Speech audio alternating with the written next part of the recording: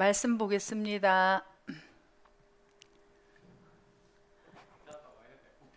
황 목사님도 안 계셔요. 말씀 보겠습니다.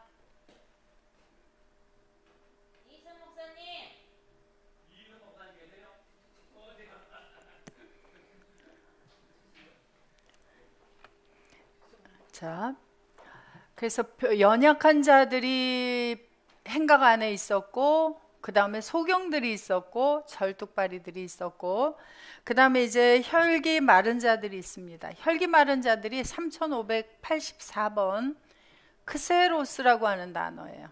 사전으로 한번 들어가 보세요. 84번 신약 크세로스. 예. 이거는 마른이라고 하는 뜻이고 말라버린 그런 뜻이 있어요. 그래서 이 단어가 쓰인 데를 보면 여기 손 마른 사람. 그래서 예수님께서 이제 이 손 마른 사람을 안식일에 병을 고쳐 주셨죠. 그래서 안식일에 병을 고치는 것이 옳으냐 하는 문제를 말씀할 때 이제 잃어버린 한 마리 양을 안식일에 찾겠느냐 안 찾겠느냐 하는 이야기를 하셨어요. 그래서 이 손 마른 사람을 가리켜서 하나님의 잃어버린 양이다, 그렇게 이제 이야기를 하셨죠. 그 다음에 마태복음 23장 15절에서 보면 화 있을진저 외식하는 서기관들과 바리새인들이여, 너희는 교인 하나를 얻기 위하여 바다와 육지를 두루 다니다가 생기면 너희보다 배나 더 지옥 자식이 되게 하는도다. 자, 이 독사의 자식들이 사람을 얻기 위해서 다니는 지역을 가리켜서 바다와 육지다. 그래서 육지를 크세로스 단어를 썼어요. 그래서 마른 사람들이 있는 곳을 이야기를 하고 있습니다. 자, 그 다음에 쭉 올려서 자, 히브리서 11장으로 쭉 내려보시면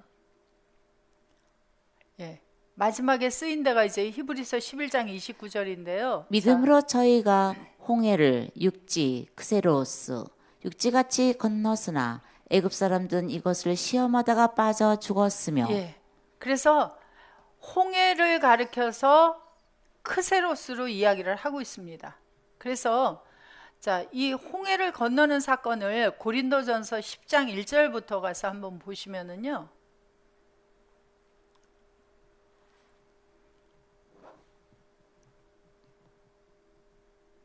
형제들아, 너희가 알지 못하기를 내가 원치 아니하노니 우리 조상들이 다 구름 아래 있고 바다 가운데로 지나며 모세에게 속하여 다 구름과 바다에서 바티저를 받고 다 같은. 그래서 이 홍해를 건너는 사건을 여기서 이제 세례로 이야기를 하고 있어요.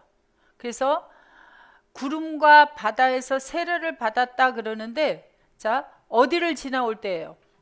바다 가운데로 지나며 여기 홍해를 지나왔죠. 그래서 홍해를 가리켜서 바다라고 이야기를 하고 있고, 이 바다를 가리켜서 또 뭐라 그래요? 크세로스라고 이야기를 하고 있어요. 그래서 이 바다에 속해 있는 이곳을 크세로스들이 있는 곳이다 이야기를 해요. 그러니까 마태복음 23장에서 바리새인들이 이제 사람을 얻기 위해서 바다와 육지를 다녔다 이야기를 하는데, 그 바다가 바로 크세로스가 되고 크세로스가 여기 바로 바다가 될 수도 있는 거죠. 그래서 바다라고 하면 물이 많이 모여 있는 곳이 바다입니다. 그래서 바다라고 하는 것을 이제 수요일 공부하실 때 공부를 많이 하실 거예요. 그래서 물이라고 하는 것을 이제 우리가 생각을 해보면, 물은 이제 우리가 마시는 물도 있고요, 하늘에서 내리는 물도 있고요, 그 물이 힘차게 오면 장마비가 되고요, 그 물이 내려와서 흡수를 못하면 홍수가 되기도 합니다. 그래서 물은 여러 가지 형태가 있어요. 그런데 성경에서 물을 가리켜서 자, 계시록 17장 15절에 가서 보시면은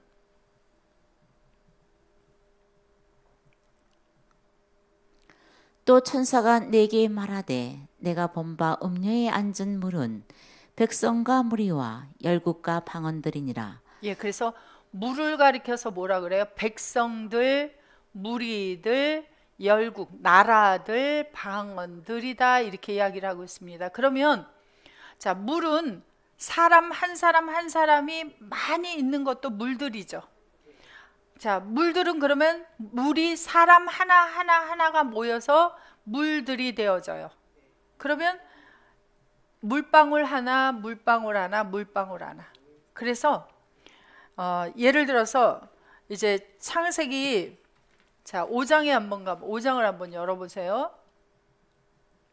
맨 처음에 사람이 첫 아담과 하와가 생겨났습니다. 물이 2개 생겼죠. 그 다음에 누구를 낳았어요? 가인을 낳았고 아벨을 낳았는데 아벨은 그만 가인이 죽였고, 아벨 대신에 누구가 태어났어요? 셋이 태어났죠. 그래서 창세기 4장에서 가인의 후손들이 계속 생겼습니다. 그리고 창세기 5장에서는 셋을 통해서 자손들이 계속 나오는데, 낳고 몇 년 동안 자식을 낳았다, 낳고 몇 년 동안 자식을 낳았다 하니까 엄청난 사람들이 여기 늘어나게 되었죠. 그런데 이 중에서 창세기 5장 끝에 가면은 누구 하나를 이야기를 하세요? 자, 무드셀라가 나오고, 그 다음에 게나니인가요? 나오고, 그 다음에 또 누구? 노아가 나오게 되어지죠. 그래서 노아가 나오고 노아의 세 아들을 이야기를 하면 요거만 있나요? 수많은 그 외에 사람들이 있었나요? 수많은 사람들이 있죠. 그런데 이 물과 이 물을 또 나누어서 노아에게서 세 아들이 나오게 되어지고, 세 아들 중에서 셈을 통해서 나오는 아들들이 나오고, 이걸 통해서 아브라함이 나오고, 나머지 2 아들들을 통해서도 수많은 사람들이 또 생겨났어요.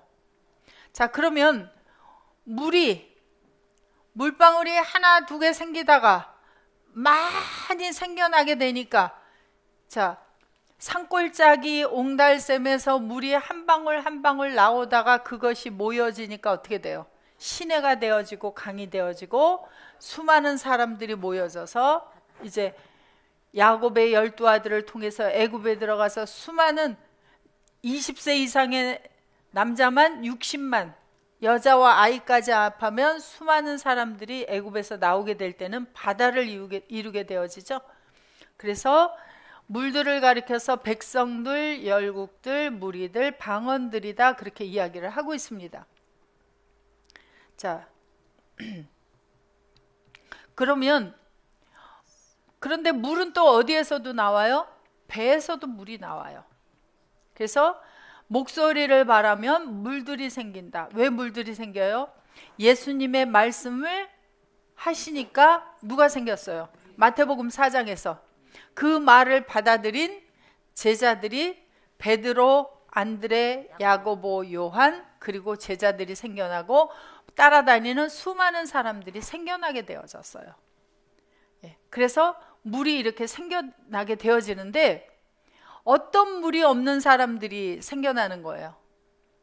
그러면 이 혈기 마른 자, 바로 홍해와 같은 곳에 있는 것은 어떤 사람들이 있었어요?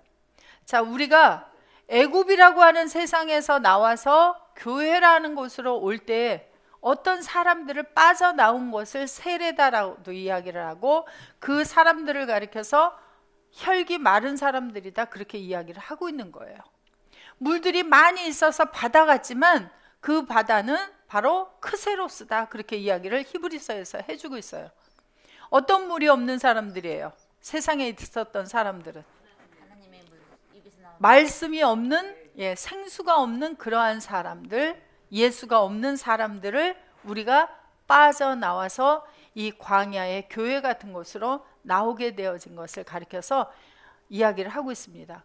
그래서 혈기 마른 사람들이 이제 베데스다 연못에 있었다라고 이야기를 하는 거예요. 그래서 그곳에 있는 사람들의 무리들, 연약한 자들, 소경들, 저는 다리를 가진 자들, 혈기 마른 자들의 공통점이 다 뭐예요? 누가 없는 사람들이에요? 생수가 없는 사람들, 그리스도가 없는 사람들, 예수 밖에 있는 사람들. 그러나 그들은 다 유대교인들이에요. 오늘날로 말하면 무슨 사람들이에요? 오늘날로 말하면 기독교인들이다, 그렇게 말할 수 있어요. 그래서 계속해서 어디 안에 들어가지 못하고. 자, 그래서 자, 그런 흠이 있는 자들을 누가 만들었는가 하는 거예요. 레위기 13장 1절부터 한번 조금만 보겠습니다. 13장. 예. 여호와께서 모세와 아론에게 일러 가라사대 사람의 피부에 무엇이 돋거나 딱지가 앉거나 색점이 생겨서 그 피부에 문둥병 같이 되거든 곧 제사장 아론에게나 그 자손 중 한 제사장에게로 데리고 갈 것이요 제사장은 그 피부의 병을 진찰할지니 환처의 털이 휘어졌고 환처가 피부보다 우묵하여졌으면 이는 문둥병의 환처라 제사장이 진단하여 그를 부정하다 할 것이요. 자, 여러분들이 출애굽해서 히브리 백성들이 나올 때 애굽에서 몇 사람 정도가 나왔다 그래요? 20세 이상의 남자들이 60만이다 그래요. 그럼 그 많은 사람이 나오는데 자, 광야의 날씨는 어땠을까요? 낮과 밤의 기온차는 어땠을까요? 그러면 감기 걸린 사람들은 있었을까요? 없었을까요? 걸어가다 보면 뱀에 물리기도 하고 정갈에 물리기도 할까요? 안 할까요? 그러면 걷다 보면 다리가 부르트는 사람은 있었을까요? 없었을까요? 그런데 왜 그런 질병에 대해서는 이야기를 하나도 안 해놓으셨을까 하는 거예요. 제가 이제 말씀을 연구하면서 다시 생각을 해봤습니다. 왜 그런데 이 히브리 백성들 안에는 제사장들에게 아프면 제사장들에게 데리고 가라 그래요. 그리고 질병의 종류가 이 레위기에서 나오는데 그런 질병들이 나오지를 않아요. 왜 의사는 없었을까? 왜 성경에는 의사를 써놓지 않았을까? 의사가 어떻게 치료를 했다는 이야기가 나오지를 않고 있어요. 단지 누구에게 데리고 가라? 제사장에게. 아니 생각해 보세요. 문둥병이 걸리고 피부병이 걸렸는데 제사장들이 고칠 수 있습니까? 근데 성경은 제사장에게로 데리고 가라고 이야기를 레위기에서 해놓고 있어요. 그러면 정결하게 할 수 있는 일을 누가 할 수 있다는 거예요? 병에서 온전하게 하는 일을 제사장들이 할 수 있다는 이야기를 하는 것이고 성경은 세상의 질병을 이야기하는 책이 아니라고 하는 것을 우리가 생각할 수 있다는 거죠. 세상의 질병을 이야기한다면 누가 등장을 해야 돼요? 의사가 등장을 해야 돼요. 그러면은 또 사람들은 뭐라고 하냐면 사복음서 중에 누가는 의사였다 그렇게 이야기를 해요. 그래서 거기에는 뭐 고치는 이야기들이 많이 나와요. 그러나 바로 고치시는 분이 누구였어요? 신약에 와서 예수 그리스도가 고치는 이야기를 하고 있잖아요. 아니 예수님은 오늘날 예수님이 오셨으면 돈을 많이 벌을까요? 돈을 잘 못 벌을까요? 성경의 문자대로 본다면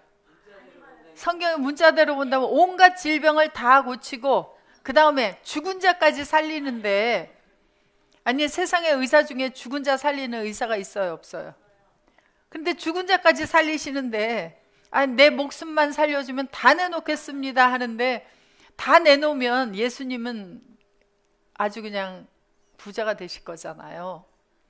그런데 그런 이야기를 성경은 하고 있는 게 아니라고 하는 것을 전제해 드리는 거예요. 그래서 레위기 13장에 보면은 이런 사람도 제사장에게 가라, 이런 사람 제사장에게 가라 하는데 주로 피부병의 이야기를 쭉 하고 계십니다.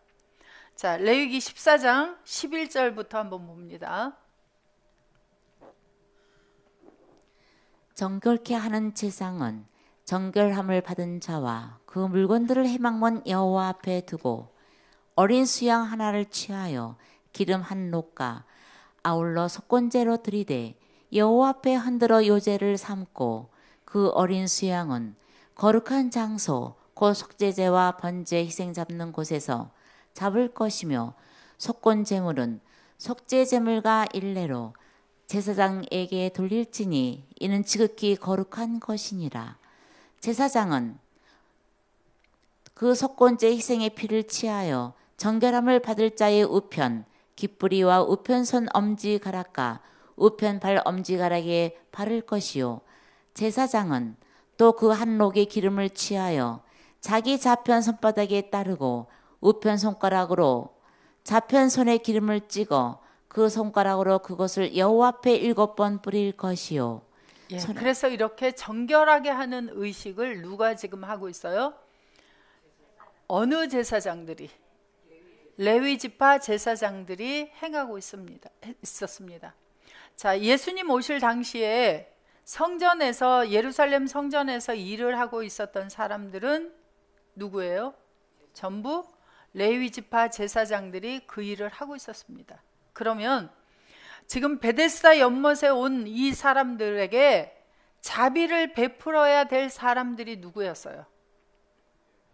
제사장들이었어요. 그런데 이 제사장들이, 자, 말라기 1장 6절부터 한번 봐보세요.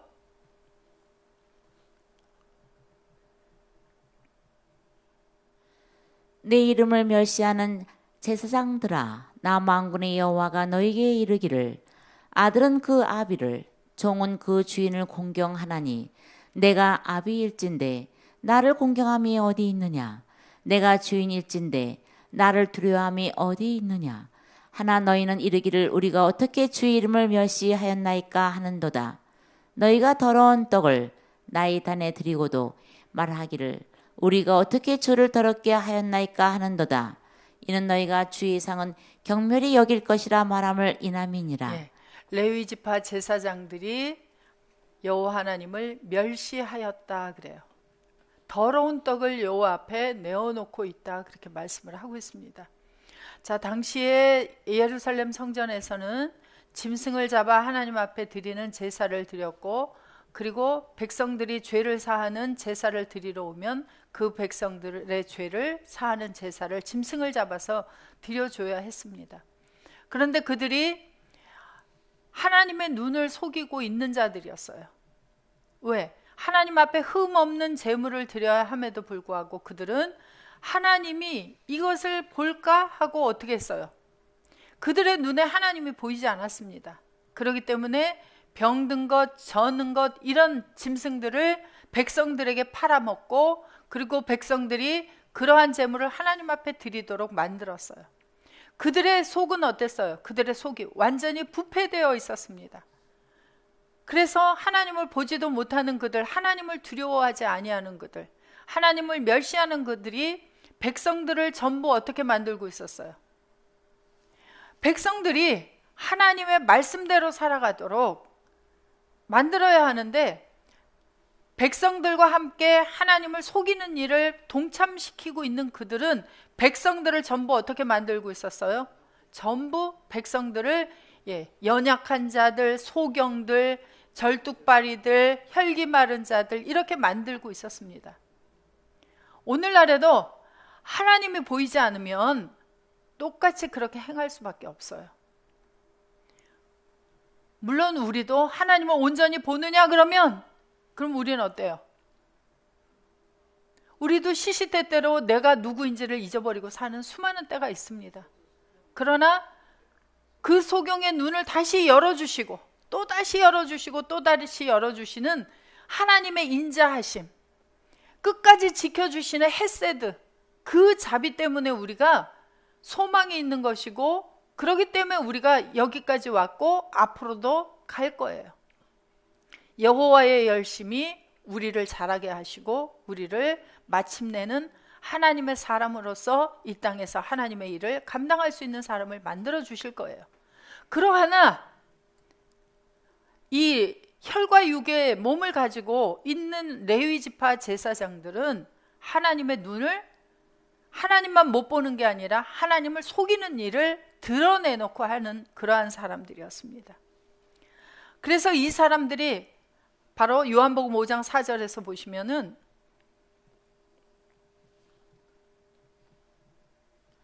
이는 천사가 가끔 모세에 내려와 동을 동하게 하는데 동한 후에 먼저 들어가는 자는 어떤 병에 걸렸든지. 뭘 기다리고 있는 거예요? 베데스다 연못 옆에서, 지금 행각 안에서 천사가 내려오기를 기다리고 있는 거예요. 자, 천사가 가끔 모세에 내려온다 그러니까 가끔 오는지 알아요. 그럼 1년에 몇 번 내려오는 거예요? 가끔이라고 하면 며칠 만에 한 번 오는 게 가끔이에요. 어느 때에 오는 게 가끔이에요. 1년에 한 번 오는 건 가끔 아니잖아요. 그죠? 그래서 헬라어로 한번 보시면 가끔이라고 하는 것이 안겔로스가르 카타 카이론 카테바이넨 카테바이넨 엔테 콜림베트라 예. 카이 에타라센 더 히도로. 예. 자, 여기 보면 가끔이라고 번역된 단어가 카타 카이론이에요. 카타라는 것은 뭐뭇을 따라서, 카이로스는 뭐예요? 때. 그러니까 가끔이에요, 때를 따라서예요. 때를 따라서 내려오시는 거예요. 누가? 천사가. 자, 천사가 날개 달고 하늘에서 내려와야 되죠. 왜? 날개가 없으면 하늘에서 내려올 때 추락하니까. 그래서 천사는, 하나님의 말씀을 전하고 있는 천사는 가브리엘 천사, 전쟁을 수행하는 천사는 미카엘 천사. 예. 그래서 이제 그런 단어를 또 이제 시간을 따로 내서 공부를 할 때가 있을 거예요. 그래서 복음을 전하는 자들도 뭐예요? 하나님의 좋은 소식을 전하고 있으니까 가브리엘 천사. 악한 영들과의 싸움을, 복음을 전해서 수행하면 예. 때를 따라서 내려가는 거예요. 왜 때를 따라서 내려가야 돼요? 자, 예수님은 천사예요, 아니에요? 예수님도 천사죠. 천사라는 단어가, 자, 창세기 1장 1절에 가보세요. 엘로힘이라고 하는 단어가 나오죠. 엘로힘. 자, 엘로힘의 뜻이 뭔지 한번 보세요. 히브리어로 보세요. 태초에 하나님이 천지를 창조하시니라. 유식하게 히브리어로 읽으면 베레시트 바라 엘로힘 에트 하시아마임 베에트 하 아레츠. 예. 자, 바라 엘로힘의 뜻이 뭐예요? 여기 보세요. 신들, 하나님, 높은 관리, 천사들. 그럼 하나님 천사예요, 아니에요? 엘로힘이라는 단어 자체가 천사예요. 그래서 하나님도 천사예요. 예수님도 복음을 증거하시고 싸움을 수행하시는, 좋은 소식을 증거하시는 복음 자체이신 분, 천사예요. 그래서 천사가 때를 따라서 내려온다라고 하니까 어떤 이제 그 날개를 달고 나팔을 든 천사가 내려오는 걸 상상하시지 마시고, 여러분들이 복음을 전하러 가는데 내가 가야겠다 하고 가는 때가 있고 때를 따라서 가는 때가 있어요. 그래서 이 카이로스라고 하는 때는, 자, 다시 요한복음 5장 4절.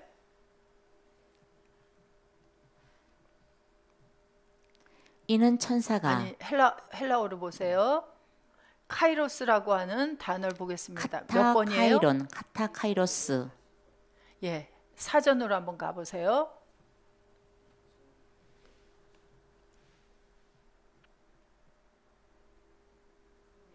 자, 보시면 때가 이르기 전에, 그때에. 자, 때가 이른다라고 하는 것은 뭐예요?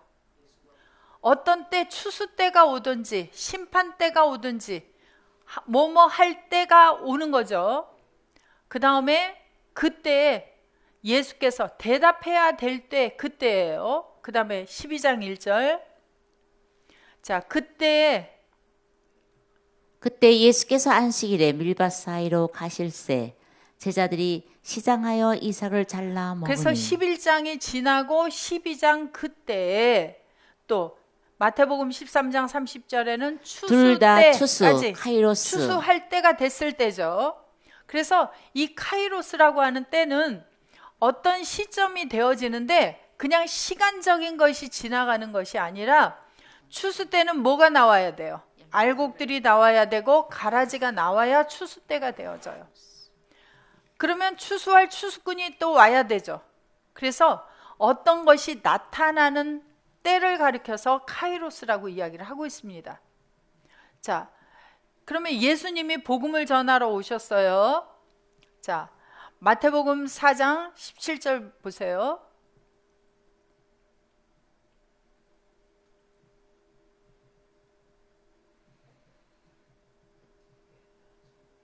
이때부터 예수께서 비로소 전파하여 가라사대 회개하라 천국이 가까웠느니라 하시더라. 이때를 가리켜서 누가복음에서는 예수님이 30세쯤 되었더라. 그리고 밥티조를 받으셨더라.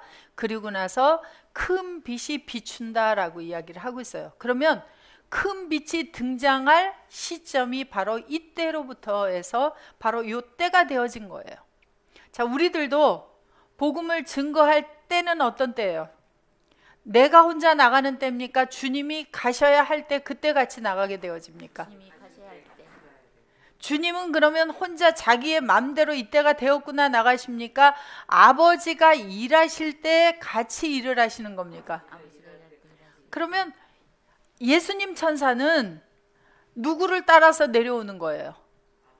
아버지 하나님을 따라서. 우리는 누구를 따라서 가야 돼요?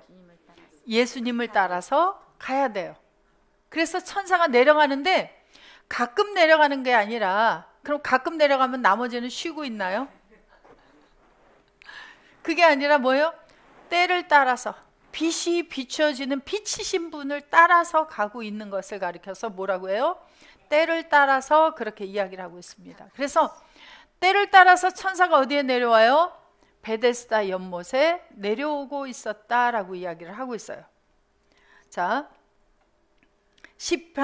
이사야서 35장 4절부터.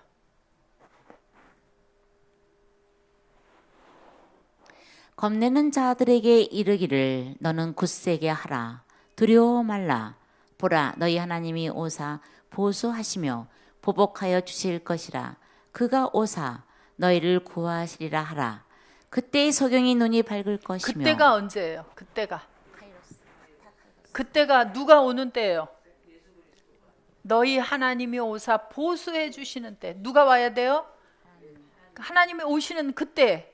자, 소경의 눈이 밝을 것이며 기머거리의 귀가 열릴 것이며 그때에 저는 자는 사슴같이 뛸 것이며 벙어리의 혀는 노래하리니 이는 강야에서 물이 솟겠고 사막에서 시내가 흐를 것임이라.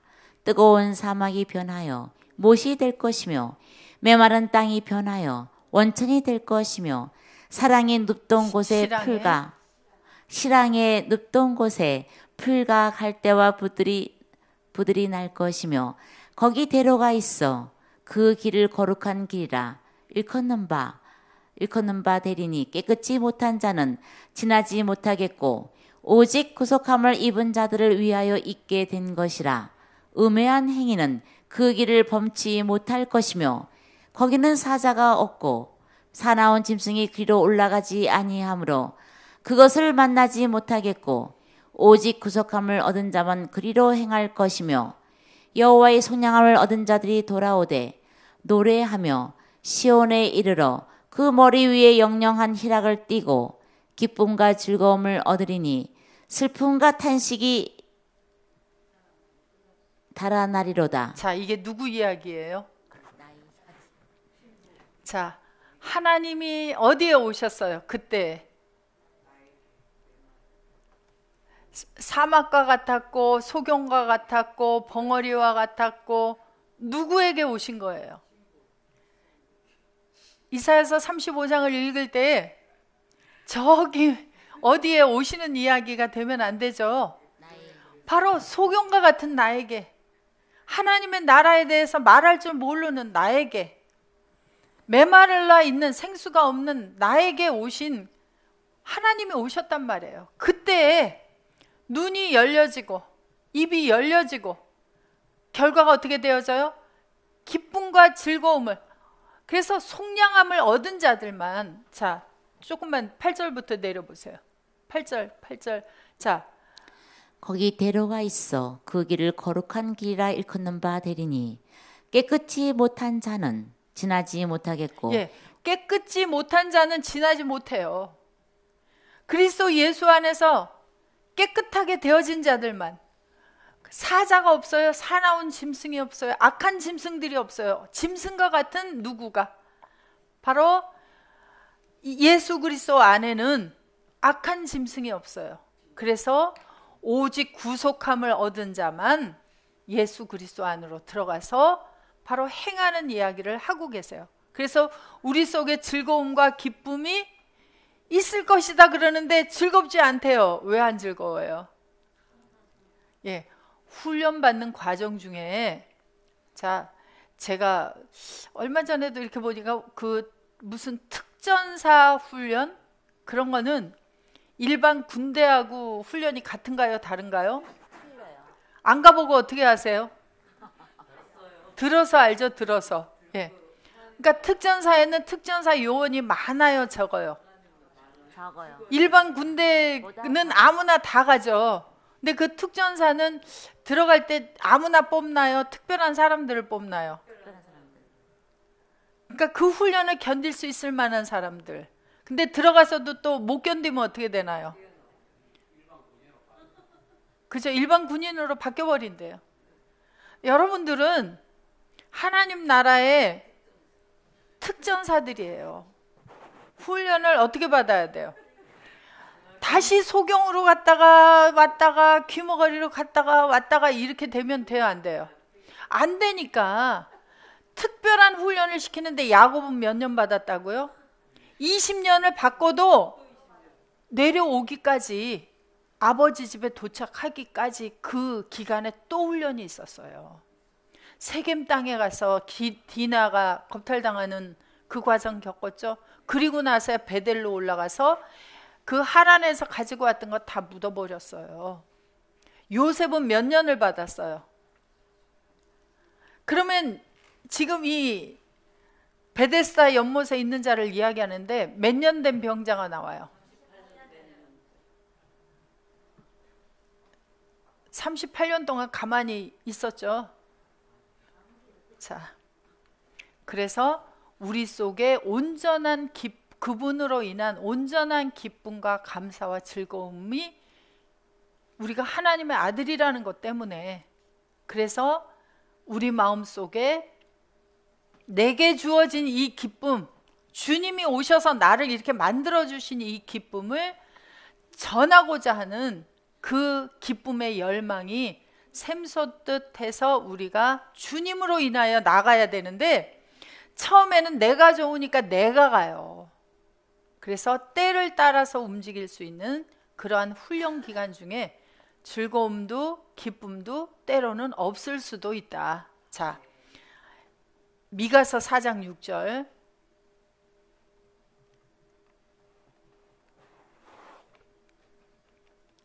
여호와께서 말씀하시되 그날에는 내가 저는 자를 모으며 쫓겨난 자와 내가 한 남밖에 한 자를 모아 그 저는 자로 남은 백성이 되게 하며 멀리 쫓겨났던 자로 강한 나라가 되게 하고 나 여호와가 시온산에서 이제부터 영원까지 그들을 치리 하리라 하셨나니. 예.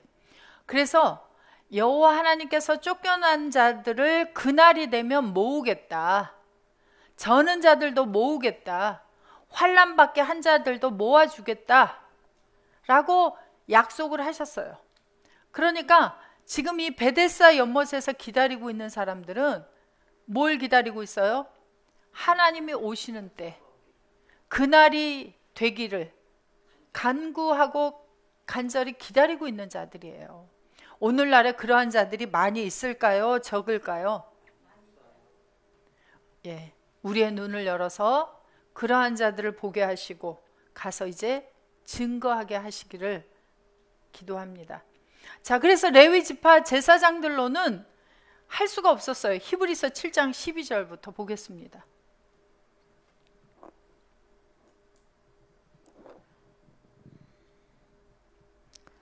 제사 직분이 번역한즉 율법도 반드시 번역하리니 이것은 한 사람도 제단 일을 받들지 않는 지파에 속한 자를 가리켜 말한 것이라. 우리 주께서 유다로 쫓아나신 것이 분명하도다. 이 지파에는 모세가 제사장들에 관하여 말한 것이 하나도 없고 멜기세덱과 같은 별다른 한 제사장이 일어나는 것을 보니 더욱 분명하도다. 그는 육체에 상관된 계명의 법을 쫓지 아니하고 오직 무궁한 생명의 능력을 쫓아낸 것이니 증거하기를 내가 영원히 멜기세덱의 반처를 쫓는 제사장이라 하였도다.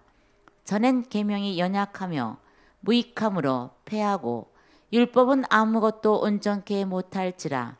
이에 더워진 소망이 생기니 이것으로 우리가 하나님께 가까이 가느니라. 그래서 온전케 하지 못하는 율법, 죄와 사망의 율법을 가지고 제사를 드리고 있는 레위 지파 제사장으로서는 이들을 온전케 할 수가 없고 오히려 그들을 소경으로 만드는 일, 귀머거리로 만드는 일, 그러한 일들을 할 수밖에 없었습니다. 또 예수께서 제사장이 된 것은 맹세 없이 된 것이 아니니 저희는 맹세 없이 제사장이 되었으되 오직 예수는 자기에게 말씀하신 자로 말미암아 맹세로 되신 것이라. 주께서 맹세하시고 뉘우치지 아니하시리니 내가 영원히 제사장이라 하셨도다. 이와 같이 예수는 더 좋은 언약의 보증이 되셨느니라. 그래서 제사의 직분이 바뀌어지면 모두 바뀌어요. 율법도 제사의 법도 바뀌어진다 그래요. 그래서 레위 지파 제사장들에게서 멜기세덱 반차를 좇은 예수 그리스도로 제사장들이 바뀌어지게 되어지면서 제사법이 바뀌어졌어요. 죄와 사망의 법 아래서 짐승을 잡아서 드리던 제사의 법이 예수 그리스도께서 한 몸을 들이시고 영원히 온전케 하는 제사를 드리게 되어졌습니다. 히브리서 10장 1절.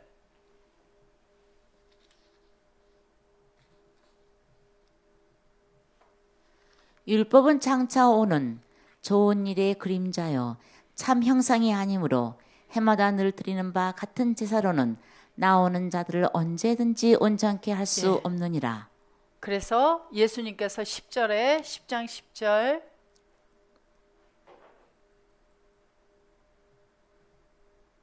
이 뜻을 쫓아 예수 그리스도의 몸을 단번에 들이심으로 말미암아 우리가 거룩함을 얻었노라. 예수께서 2000년 전에 몸을 단번에 들여주심으로 모두가 거룩하게 되어졌나요? 그 일을 통해서 주께서 우리에게 다시 오셔서 우리에게 와서 주님의 몸을 우리와 함께 죽어주심으로 들여주셨나요?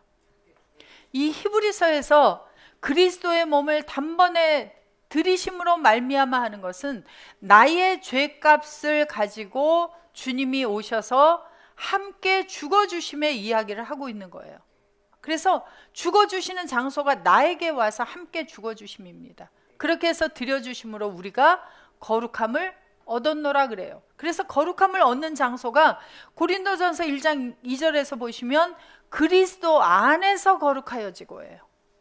그래서 예수 그리스도 안으로 들어가기 위해서 주님이 나에게 오셔서 같이 죽어주시고 같이 살아나서 나를 예수 그리스도 안으로 집어넣어서 영원히 온전케 하는 제사를 드려주시게 된 바로 그 은혜를 우리에게 허락해 주신 거예요. 그러니까 이 베데스다 연못에서 기다리고 있는 자들은 지금 누가 오기를 기다려요? 천사가 오기를 기다리는 거예요. 그러니까 오늘날에도 천사가 오기를 기다리는 많은 사람들이 있는데 그 중에 자 요한복음 5장 5절 다시 가서 봅니다. 거기 38년 된 병자가 있더라. 예수께서 그 누운 것을 보시고 병이 벌써 오랜 줄 아시고 이르시되 내가 낫고자 하느냐. 병자가 대답하되 주여 물이 동할 때에 나를 못에 넣어줄 사람이 없어. 내가 가는 동안에 다른 사람이 먼저 내려가나이다. 그래서 38년 된 병자가 있다. 그래서 38년을 찾아보면 신명기 2장 14절에 나옵니다. 신명기 2장 14절. 가데스 바네아에서 떠나 세렛 시내를 건너기까지 38년 동안이라. 이때에는 그 시대의 모든 군인들이 여호와께서 그들에게 맹세하신 대로 진중에서 다 멸절되었나니. 가데스 바네아에서 떠나 세렛 시내를 건너기까지 몇 년이라고요? 38년 동안이라. 이게 무슨 이야기를 하냐면 자 가데스 바네아에서 떠났다 하는 상황은 어느 때 이야기를 하냐면 히브리 백성들이 애굽에서 있다가 나올 때에 자 그때를 출애굽기 12장 18절에 보세요. 출애굽기 12장 18절에 보시면 정월에 그달 그달 14일 예. 저녁부터 그래서 애굽에서 나오기 직전에 유월절 행사를 할 때 그때를 시점으로 해서 그때를 정월로 정하고 그리고 14일의 저녁에 유월절 행사를 하고 그 다음 날에는 무교병을 먹어라 라고 이야기를 합니다. 그래서 무교병을 먹기 시작하는 것이 14일 저녁이니까 바로 15일 시작이에요. 15일 시작부터 21일 저녁까지 무교병을 먹어라 그래요. 그래서 애굽에서 나올 때가 1년으로 보면 자 그리고 이제 시내산에 도착을 하게 되어집니다. 자, 출애굽기 19장 1절 보세요. 이스라엘 자손이 애굽 땅에서 나올 때부터 제3월 곧 그때에 그들이 시내 강야에 이르니라. 이 이스라엘 백성들이 시내 광야에 오기까지 3달의 시간이라 그래요. 1월 14일에 유월절 행사해서 피를 바르죠. 그리고 그 다음날 무교병 발효되지 못한 무교병을 싸들고 나왔다 그래요. 나왔다. 예, 나와버렸어요. 그리고 3월이에요.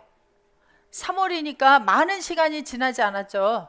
그래서 3월에 시내 광야에 도착해서 19장 20장에서 보시면은 시내산에 모세가 올라가게 되어지고 여호와의 율법을 쭉 받게 되어져요. 그리고 나서 자 민수기 9장 1절 보세요. 그래서 이제 성막을 다 건축하게 됩니다. 그 시내 광야에서 성막을 건축하고 애굽 땅에서 나온 다음 해 정월에 여호와께서 시내 강야에서 모세에게 이르러 가라사대. 예, 그러니까 출애굽할 때가 6월절이었는데 그 다음에 6월절이니까 1년이 지난 거예요. 이때가. 그죠? 1년이 지났고 그 다음에 6월절인데 민수기 9장 1절로 가보세요. 9장 1절이죠. 예, 다음에인데 14장 27절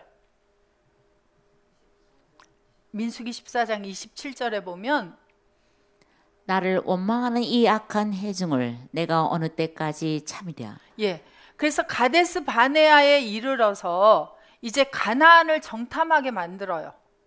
그러니까 애굽에서 나올 때부터 그 다음 해예요. 그러니까 1년이 지나고 2년째에 거기에서 유월절을 지냈고 그 다음에 가나안에 들여보내서 정탐하고 정탐꾼들이 돌아와서 2명 갈렙과 여호수아만 빼놓고 나머지 10명의 정탐꾼들이 와서 우리가 가나안에 들어가면 다 어떻게 된다 그래요? 다 죽게 되어진다 그러죠? 그래서 이스라엘 백성들이 원망을 하고 악평을 했어요. 그래서 원망하는 말을 내가 들었도다. 그들에게 이르기를 여호와의 말씀에 나의 삶을 가리켜 맹세하노라. 너희 말이 내 귀에 들린 대로 내가 너희에게 행하리니 너희 시체가 이 강야에 엎드려질 것이라. 너희 20세 이상으로 계수함을 받은 자 곧 나를 원망하는 자의 전부가 여분네 아들 갈렙의 눈의 아들 여호수아 외에는 내가 맹세하여 너희로 거하게 하리라. 한 땅에 결단코 들어가지 못하리라. 너희가 사로잡히겠다고 말하던 너희의 유아들은 내가 인도하여 드리리니 그들은 너희가 싫어하던 땅을 보려니와 너희 시체는 이 강야에 엎드려질 것이요 너희의 자녀들은 너희의 패역한 죄를 지고 너희의 시체가 강야에서 소멸되기까지 40년을 강야에서 유리하는 자가 되리라. 너희가 그 땅을 탐지한 날 수 40일의 하루를 1년으로 환산하여 그 40년간 너희가 너희 제약을 질지니 너희가 나의 실화 버림을 알리라 하셨다 하라. 그래서 40년을 광야에서 지내야 하는데 애굽에서 나올 때부터 40년을 계산하셨어요. 그래서 이미 시내 광야에 오기까지 1년이 걸렸고 그리고 여기 탐지하기까지 여기가 바로 이제 탐지하고 너희들이 이렇게 40년 동안 광야에서 너희가 죽어버리도록 하겠다라고 말씀하신 때까지가 이미 2년째예요. 그래서 신명기 1장 3절 가서 보시면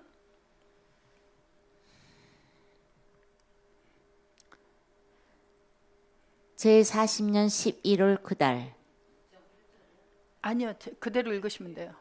초 1일에 모세가 이스라엘 자손에게 여호와께서 자, 그들을 제 위하여 40년이라고 하는 것은 어느 때를 기점으로 해서 40년이냐면 애굽에서 나올 때 그때를 기준으로 해서 6월절 행사를 하던 때 그때를 기준으로 해서 1년을 계산해서 40년이 되어졌어요. 그러니까 광야에서 40년을 지내리라 하던 때는 자, 시내에 올 때까지 1년 먼저 지났고 그 다음에 6월절 지내고 가나안 탐지하고 다시 여호와 하나님께서 진노하셔서 뒤로 돌아가게 하신 2년을 빼고 40년이 될 때까지는 38년을 다시 뒤로 돌아가서 다시 가데스 바네아에 온 상황이에요. 그래서 신명기 2장 14절에서 보시면 신명기 2장 14절 가데스 바네아에서 떠나 세례 시내를 건너기까지. 예, 그러니까 먼저 번에 하나님 앞에 불평하고 악평을 해서 가데스 바네아에서부터 떠나서 다시 세례 시내를 광야에서 훈련받고 다시 건너오기까지 여기 오기까지 몇 년이다? 38년이다. 그러니까 38년 동안 뭐 하고 있었어요? 이 사람들은 하나님의 은혜를 어떤 은혜를 기다리고 있는 거예요? 어디에 들어가게 하도록 해주기를 기다린 거예요? 가나안에. 그저 이 광야에서 했던 사람들은 가나안에 들어가는 것을 목표로 하고 나왔어요. 그래서 광야에서는 농사도 짓지 아니하였고요. 구름 기둥이 움직이면 떠나야 했고 내려와서 멈추면 멈춰야 했고 그러한 삶을 계속 살았어요. 왜 그 38년을 그런 훈련을 시켰을까요? 자기들의 뜻대로 움직이는 것을 버리고 누구의 움직임을 따라 움직이는 훈련을 하시는 거예요. 하나님의 뜻대로 움직이는 훈련을 하는 그 기간이 몇 년이었어요? 38년. 그래서 광야의 총 기간은 40년이었으나 돌이켜서 훈련하신 기간은 정확하게 말하면 38년이에요. 그래서 다시 요한복음 5장 5절로 가서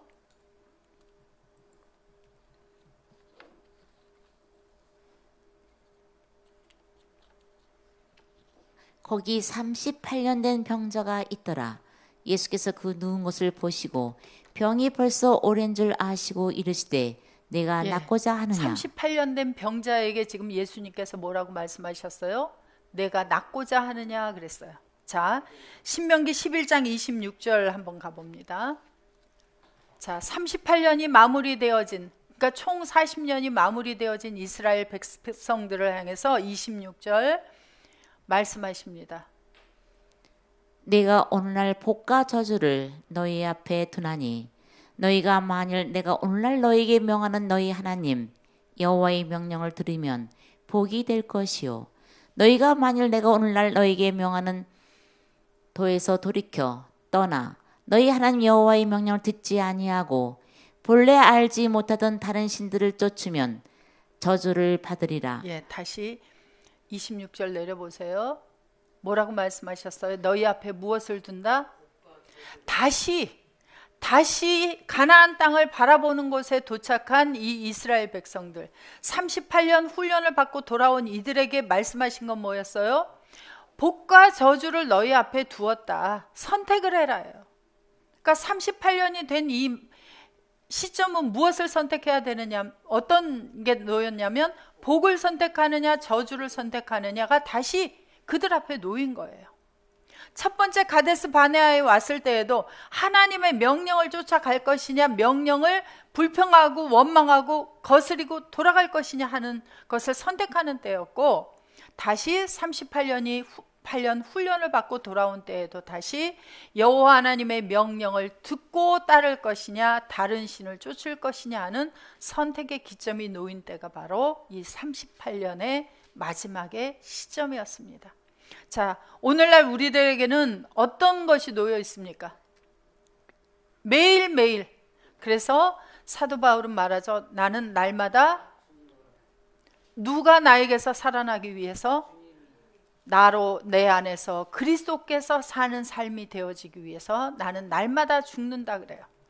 그렇게 되어지는 우리의 삶은 기쁨과 감사함일 것이고 아버지의 일들이 행해져서 많은 곳에서 많은 열매를 추수해서 아버지께로 돌아오게 하는 일들을 감당하는 삶이 되어질 것입니다. 우리의 남은 시간들이 모두 그렇게 되어지기를 바라면서 한 주간 지내시고 다음 주에 뵙도록 하겠습니다. 수고하셨습니다.